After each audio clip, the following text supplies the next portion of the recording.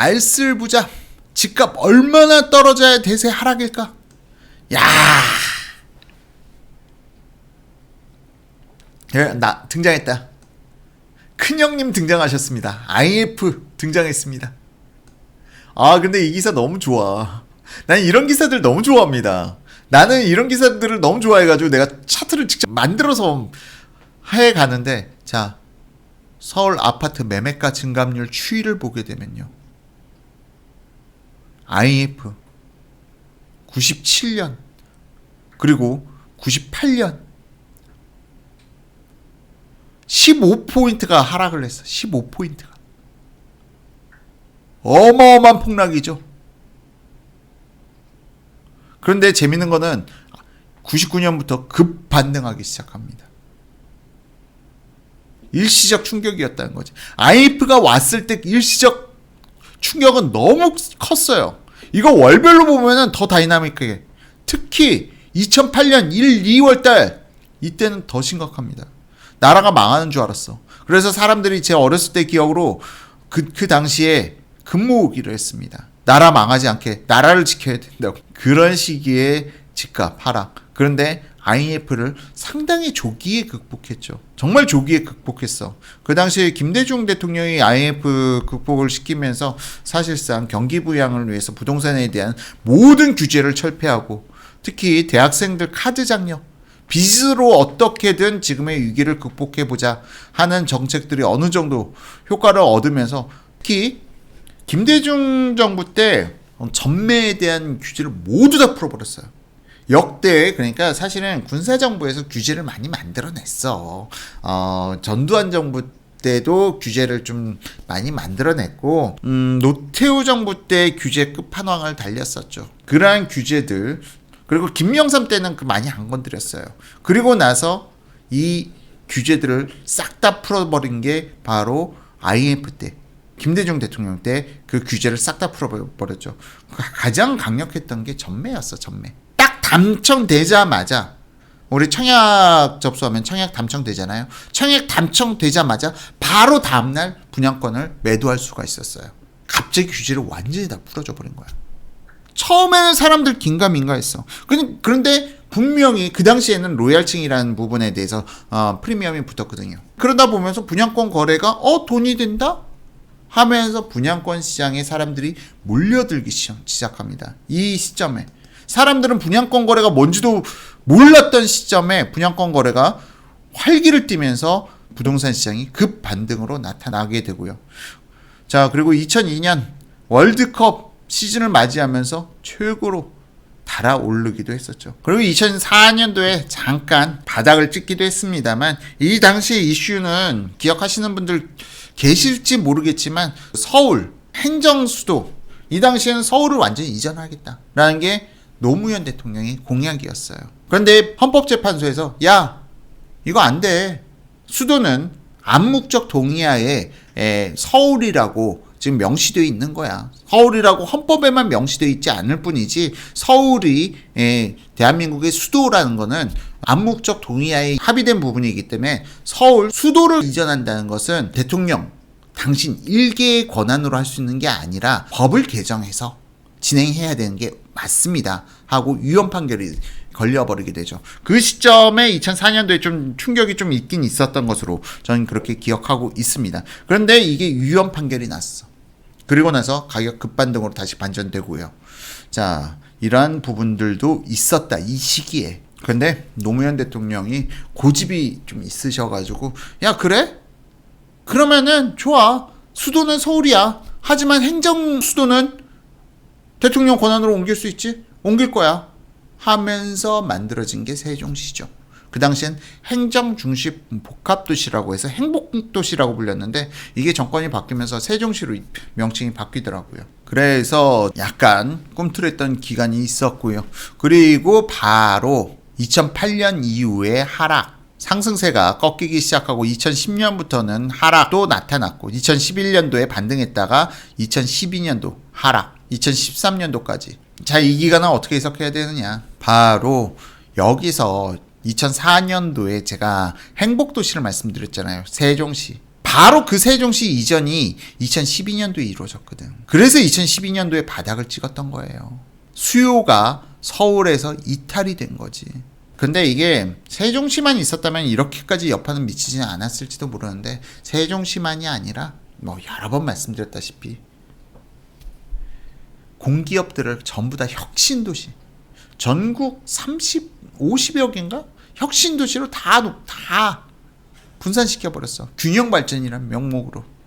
그러다 보니까 또 이탈이 좀 많았어요. 그 이탈이 많았어. 하필이면 2012년에 귀농 신청도 그렇게 많았네. 수요 이탈로 인해서 이런 현상이 나타난 거다. 글로벌 금융위기 및 유럽 재정위기로 이러한 상황이 이렇게 오랫동안 지속된 게 아니라 우리나라의 수급이란 부분이 바로 그러한 영향을 미쳤다. 맞아요. 과거에는 세종시라고 안 불리고 지난 노무현 정부 때는 행복도시라고 불렸습니다. 행정중심 복합도시에서 행복도시였고, 제가 사실 그 당시에 행복도시, 그러니까 제가 건설업에 있을 때니까 그 당시에 행복도시 토지를 입찰해서 당첨됐어요. 아싸! 하고 좋아했지. 처음에 우리 회사에서는.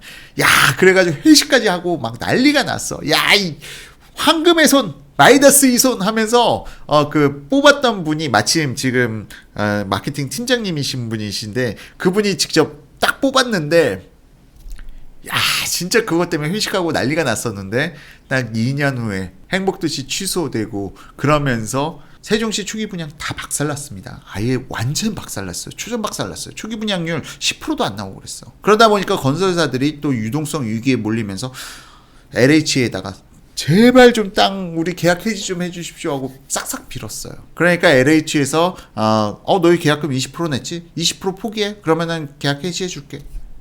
그것도 선신 쓰듯이. 그러니까 해가지고 우리가 세종시에 입찰받은 땅 다시 계약 해지하고 뭐 그런 일도 있었거든요. 그러면서 그분이 마이너스의 손에서 마이너스의 손으로 바뀌면서 회사에서 한동안 상당히 고충을 했던 기억도 있습니다. 어쨌든 지금 이 서울 아파트 매매가 증감률 추이와 관련돼 가지고 이 해석이 조금씩은 다를 수 있다. 근데 이 기사에서 나온 해석과는 완전히 좀 저는 다른 해석을 가지고 있기 때문에 다른 시각에서 말씀드린 거고요.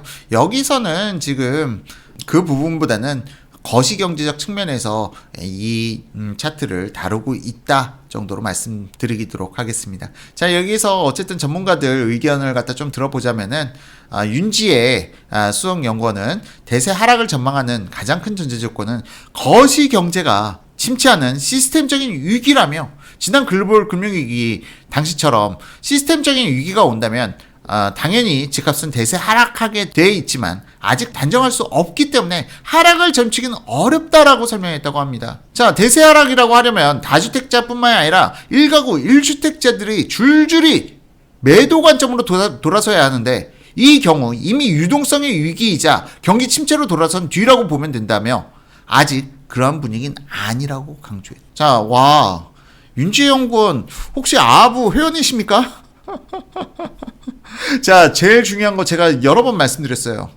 1가구 1주택자들, 이분들이 매도 관점으로 돌아서야 된다고 제가 여러 번 말씀드렸잖아요. 지금 급매물들 나오는 거, 일시적 1가구 2주택자들 급매물 나오는 거, 근데 1주택자들은 꿈쩍도 안 해. 이 가격대로 내려오질 않아. 어이씨, 난 깜짝 놀랐네. 윤지혜 연구원이 1가구 1주택자들을 언급했어. 어이씨, 왜 이렇게 생각이 다들 비슷할까? 자, 지금 하락기가 아니다라고 생각하시는 분들은 그만큼 팩트를 갖다가 가지고 이야기를 하기 때문에 동일한 판단을 하고 있지 않는가라는 생각이 들어요. 제가 계속 1가구 1주택자들 이야기 했잖아요. 이분들이 가격이 하락으로 전환돼야 그때부터 하락이라고. 이분들은 지금 꿈쩍도 안 하고 있다. 난 윤지혜 연구원 한 번도 본 적이 없어.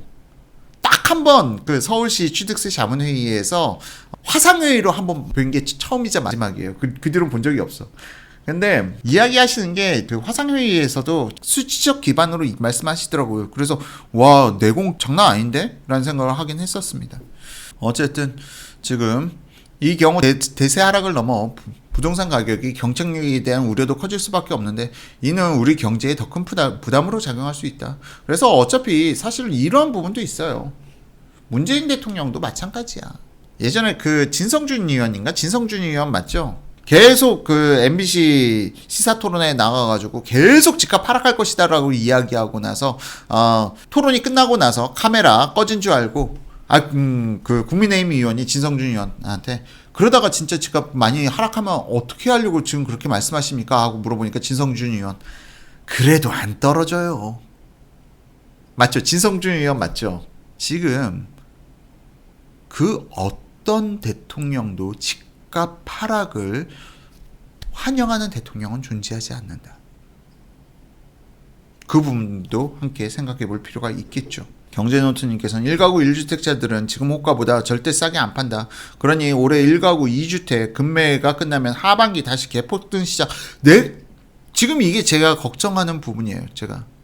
제가 걱정하는 부분. 자, 이런 부분들을 갖다 종합적으로 우리가 생각을 해봐야 된다. 집값 하락을 갖다 원하는 대통령은 그 어떤 대통령도 존재하지 않았다. 다만 이명박 대통령은 그렇게 욕을 먹었지만 이명박 대통령은 집값을 하락시키려고 작정한 대통령이었어요. 정말로. 이명박 대통령은 건설시장, 주택시장을 갖다 너무나도 잘 알고 있던, 대한민국에서 이명박 대통령보다 부동산을 더 잘 아는 사람이 있을까? 제가 여러 번 말씀드렸잖아요. 부동산에 있어서 최고의 전문가는 건설사 사장들만큼 부동산에 대한 모든 정보를 완벽하게 갖추고 있는 사람들 없어요. 전국의 수십 개의 현장들에서 분양 현황을 갖다 보게 되면은 시장 상황에 대해서 그 누구보다도 잘 알지. 실제 집을 갖다가 몇만 채를 1년에 몇만 채를 팔고 있는 건설회사의 사장들, 그 사람들이 부동산에 있어서 최고의 전문가들이에요. 사실은 지금 뭐 알려져 있는 뭐 윤지혜 연구원, 뭐 아포요 이런, 저도 사실은 건설회사 사장님들 앞에서는 부동산 함부로 논하지 못합니다. 그분들이 가장, 그러니까 연봉을 갖다가 수억씩, 많게는 10억 이상씩 받는 분들이 그런 분들이지. 왜? 그만큼 최고의 전문가들이니까.